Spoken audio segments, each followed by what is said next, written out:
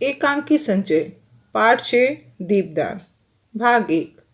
लेखक डॉक्टर राम कुमार वर्मा। पात्र परिचय। कुंवर उदय सिंह चित्तौड़ के स्वर्गीय महाराणा सांगा के सबसे छोटे पुत्र और राज्य के उत्तराधिकारी। पन्ना कुंवर उदय सिंह का संरक्षण करने वाली धाय माँ। सोना रावल स्वरूप सिंह की लड़की।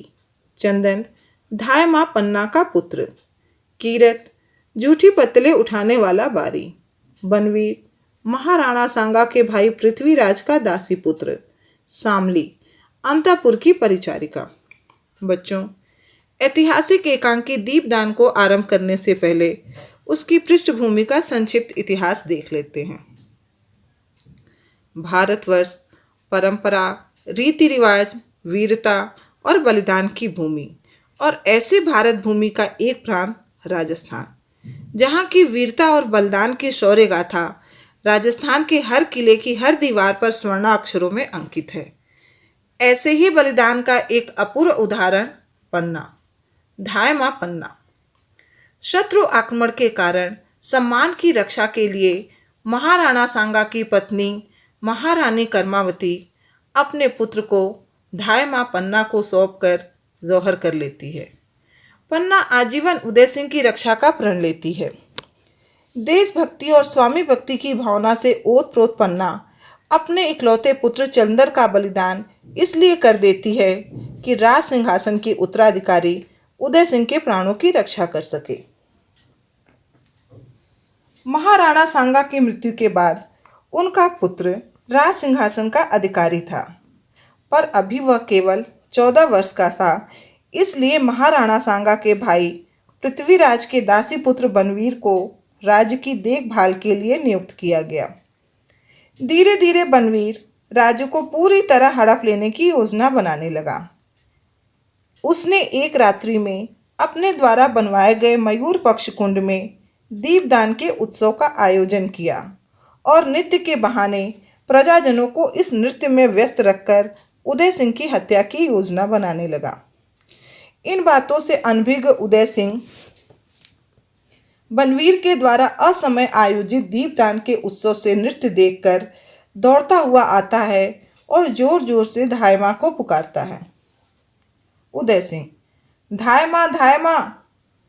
धाय माँ कहाँ है? धाय माँ। पन्ना, क्या है कुंवर? अरे, सांझ हो गई और तुमने अभी तक अपनी तलवार म्यान में नहीं रखी। उदय सिंह, धाय माँ, देखो ना कितनी सुंदर सुंदर लड़कियां नाच रही हैं। गीत गाती हुई तुलजा भवानी के सामने नाच रही हैं। चलो ना। पन्ना मना करते हुए कहती है, नहीं कुंवर, मैं नहीं देख सकूंगी लाल।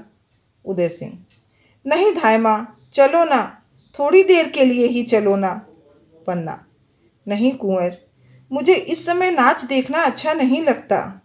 उदय सिंह, क्यों नहीं अच्छा लगता? मैं तो उन्हें बड़ी देर तक देखता रहा, और वे भी मुझे बड़ी देर तक देखती रही धाय माँ। मैं कितना अच्छा हूँ धाय माँ। पन्ना, तुम बहुत अच्छे हो कुंवर, तुम तो चित्तौड़ के सूरज हो, महाराणा सांगा जी के छोटे कुंवर। सूरज की तरह तुम्हारा उदय हुआ है, तभी तो तुम्हारा नाम कुंवर उदय सिंह रखा गया है। उदय सिंह, अच्छा, यह बात है, पर क्या रात में भी सूरज का उदय होता है धाय माँ? मैं तो रात में भी हंसता खेलता रहता हूँ।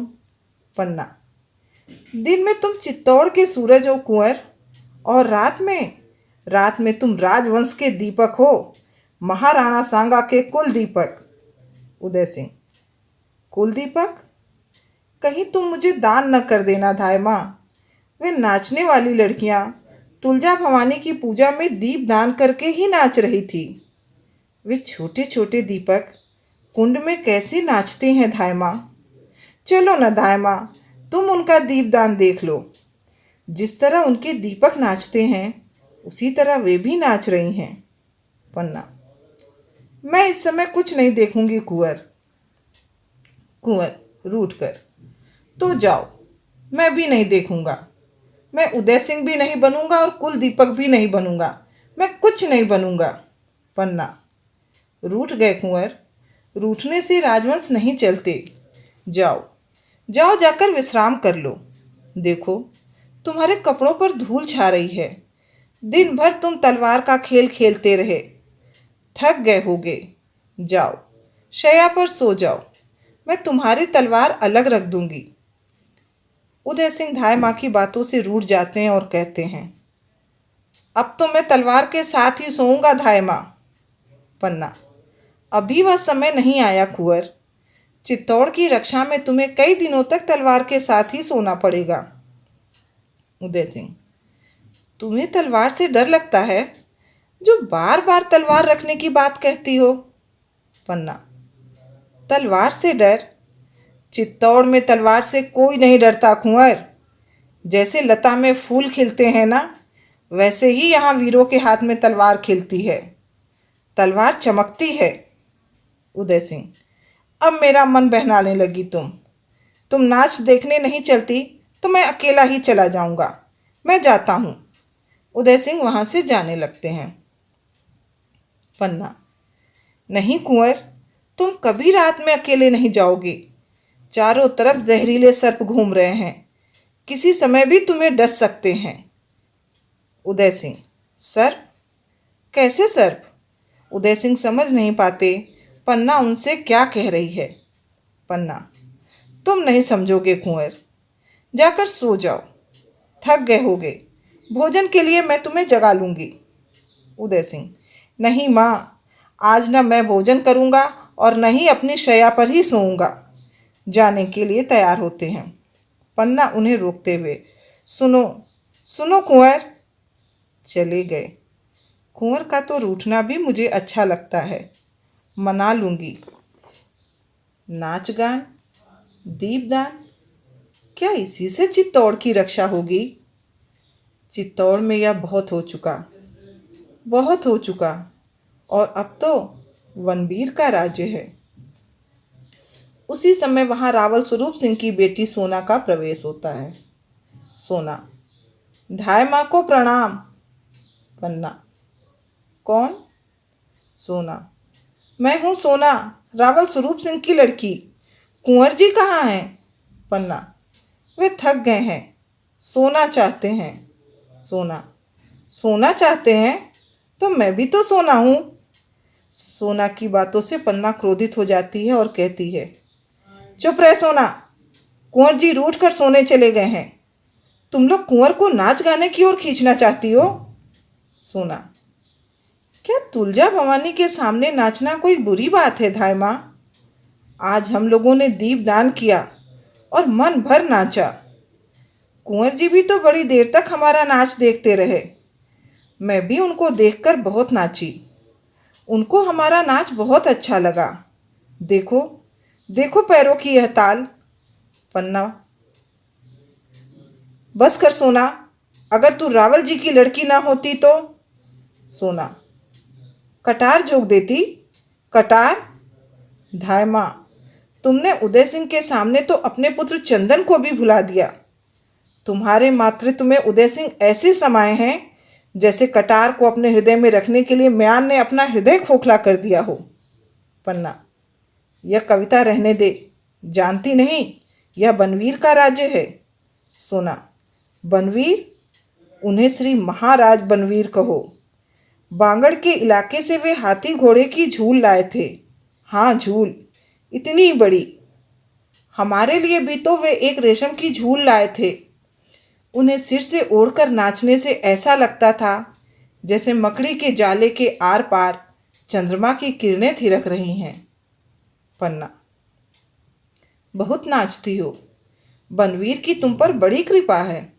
द्रौपदी, सोना, द्रौपदी के चीर की तरह, अर्थात कभी न समाप्त होने वाली। आज प्रातःकाल ही उन्होंने मुझे बुलाया और कहा। सोना कुछ सोचकर धाय माँ से पूछती है, धाय माँ, तुम बुरा तो नहीं मानोगी? पन्ना, मैं क्यों बुरा मानूंगी? सोना, उन्होंने कहा महल में धाय माँ अरावली पहाड़ बनकर बैठ गई है। अरावली पहाड़ तो तुम लोग बनास नदी बनकर बहो ना। खूब नाचो गाओ। यूं तो आज कोई उत्सव का दिन नहीं था, फिर भी उन्होंने कहा, मेरे बनवाए हुए मयूर पक्ष कुंड में दीप दान करो। मालूम हो जैसे भव सागर में आत्माएं तैर रही हों, या जैसे मेघ पानी पानी हो गए हों और बिजलियां टुकड़े टुकड़े हो गई हों। पन्ना, बड़ी उमंग में हो आज। सोना, दीपकों के साथ उमंगे भी लौ देने लगी हैं धाय माँ। सारा जीवन ही एक दीपावली का त्योहार बन गया है। पन्ना, तो यही त्योहार मना रही हो तुम? सोना, मैं ही क्या, सारे नगर निवासी यह त्योहार मना रहे हैं। नहीं मना रही हो तो तुम, धाय माँ तुम, पहाड़ बनने से क्या होगा? राजमहल पर बोझ बनकर रह जाओगी, बोझ। और नदी बनो तो तुम्हारा बहता हुआ बोझ पत्थर भी अपने सिर पर धारण करेंगे, पत्थर भी। आनंद और मंगल तुम्हारे किनारे होंगे। जीवन का प्रवाह होगा। उमंगे की लहरें होंगी जो उठने में गीत गाएगी, गिरने में नाच नाचेगी। गीत और नाच धाय माँ, गीत और नाच। जैसे सुख और सुहाग एक साथ हंस रहा है। और जब दीपदान का दीपक अपने मस्तक पर लेकर चलोगी धाय माँ, तो ज्ञात होगा धाय माँ, जैसे शुक्र तारे को मस्तक पर रखकर उषा आ रही हो। पन्ना, बनवीर के अनुग्रह ने तुम्हें पागल बना दिया है सोना। सोना, धाय माँ, पागल कौन नहीं है? महाराणा विक्रमादित्य अपने 7,000 पहलवानों के साथ पागल हैं। मल्लकीड़ा ही तो उनका पागलपन है। महाराज बनवीर महाराणा विक्रमादित्य की आत्मीयता से पागल हैं। वे विक्रमादित्य के अंतःपुर में प्रलाप करते हैं। यह आनंद ही उनका पागलपन है। सारा नगर आज के त्योहार में पागल है। तुम उदय सिंह के स्नेह में पागल हो। और मेरी कुछ न पूछो धाय माँ, मैं तो इन सब के पागलपन में पागल हूँ। तुम चाहे जो भी कहो। हाँ, तो कुंवर उदय सिंह कहाँ है? पन्ना, कुंवर उदय सिंह को छोड़ो सोना, वे बहुत थक गए हैं, अब तो सो रहे होंगे।